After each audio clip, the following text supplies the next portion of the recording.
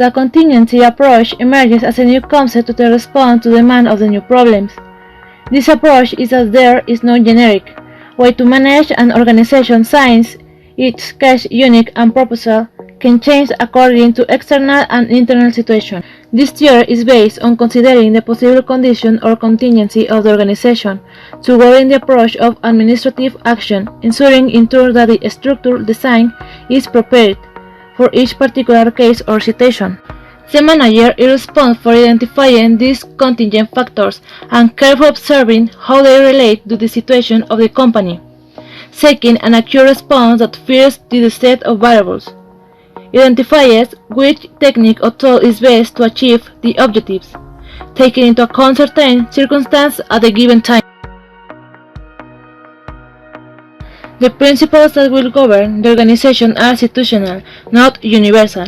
The situation of the environment will define them, provides a vision of the company's ability to adapt to external and internal factors, integrating both in the best way. The type of administration will depend on the complexity of each situation.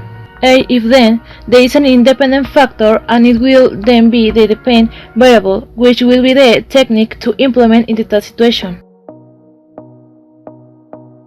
The size of the enterprise could be considered as a major variable, since this number has a major influence on the form of administration. The more complex the coordination. Environment generates uncertainty caused by social, cultural, technological, political, economic changes, among others. All of this has a major impact on the administrative process, as for example, techniques that work in the stable environment will be inappropriate for a changing environment. All people are different, and this individual difference plays an important role. The leader should make use of this to design the position and generate motivation techniques with an appropriate leadership style. The most significant author of contingency theory was Fred Fielder. However, reference is also made to other important authors who from this developed their theories, such as Hersey and Blanchard. Fielder's contingency theory was developed in 1964. He affirmed that each leader has different conditions, which will relate to the experience lived throughout his life.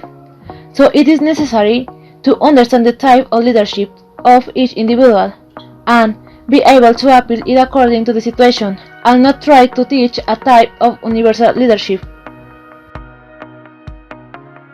Hersey and Blanchard made a great contribution to developing situational theory, which is one of the basic approaches to the contingency theory, which focus on subordinates and their particularities, which will define the behavior of the leader.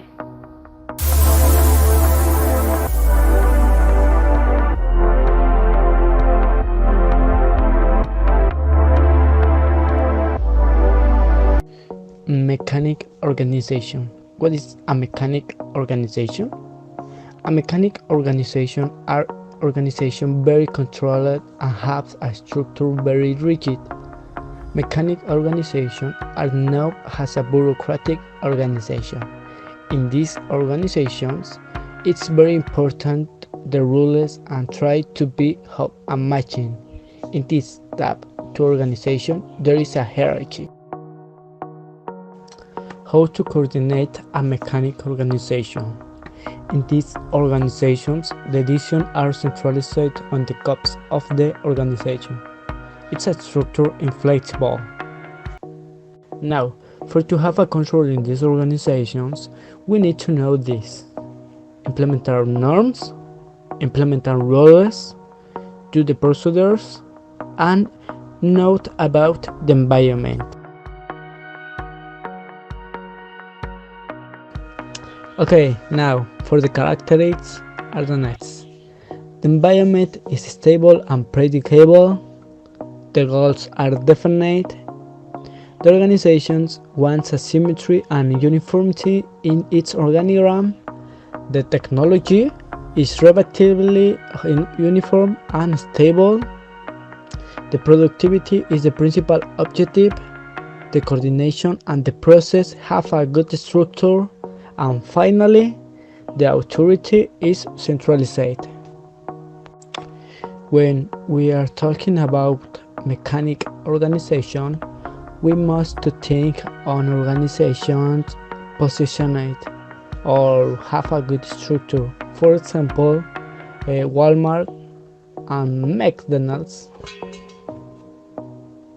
Those companies are two perfect examples about a mechanic organization because those companies have or complete all the characteristics about a mechanic organizations. The organic organization tries to reduce the degree of formality and impersonality that it has in the mechanics organization. It emphasizes the social system and the initiative of the people. It has highly adaptive structure. Here there is a division of labor and jobs are not found standardized.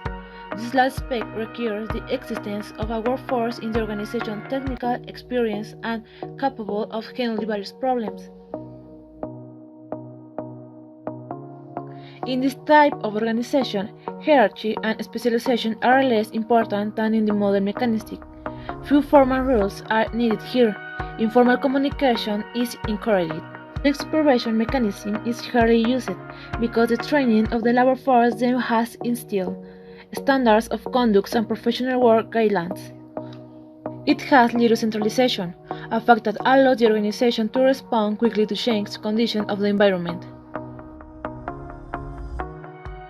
The environment is relatively uncertain and turbulent.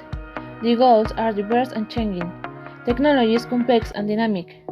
The management philosophy emphasizes performance criteria, such as effectiveness, adaptability, sensitivity to the need for change, and risk propensity.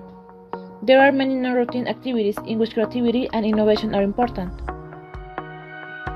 The decision-making process is heuristic. Coordination and control occur through judgment reciprocal. The system is less hierarchical and more flexible. The source of authority is computation. The leadership style tends to be democratic. The departmentalization criteria are heterogeneous. The organization can use as many models as there are suitable for your various operations and missions. Apple and Sony are perfect examples of organic organization that base their success on a constant evolution of technology and product launches.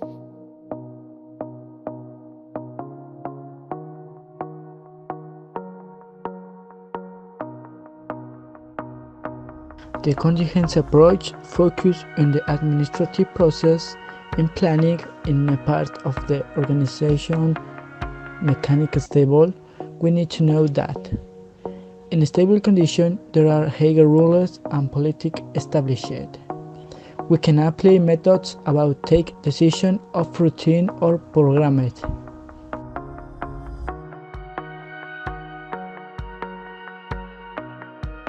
Under a stable condition, in mechanical companies, jobs that are highly specialized.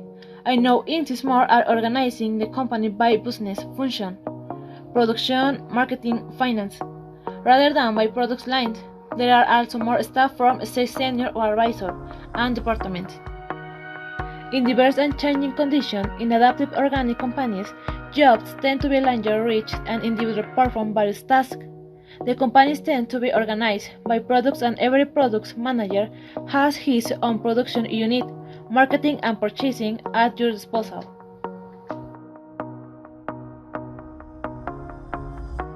Layering organization mechanic stable. The stable condition and of routines are supervised. We apply the motivation with the employees for their work better. Organization organic adaptative. The leader motivates the employee for good a change in the condition quickly. The leadering looks like better for solve problems in a group.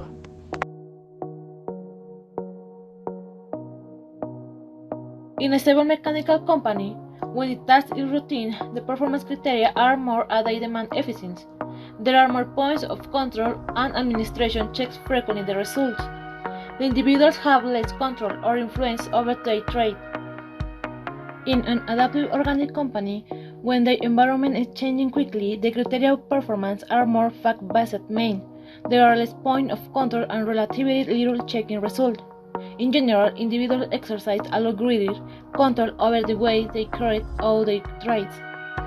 Okay, and finally, as the conclusion, we have the difference between mechanic organizations and organic organizations. The first one, mechanic organizations.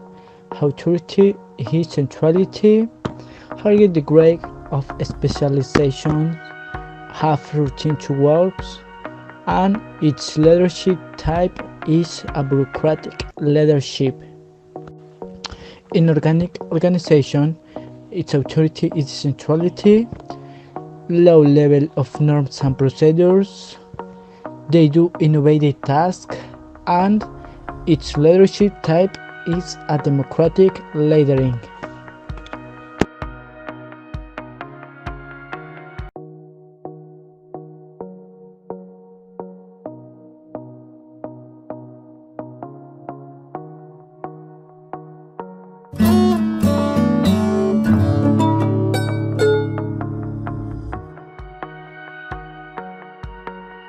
Let's take a look at the idea of contingency management. No management ideas or practices are universal. Although any theory or practice may work much of the time, none of them works all of the time. How then is a manager to decide what theory to use? Well, it depends on the situation.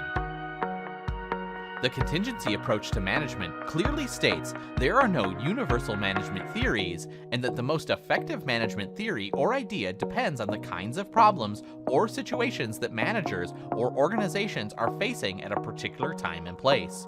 In short, the best way depends on the situation. One of the practical implications of the contingency approach to management is that management is much harder than it looks.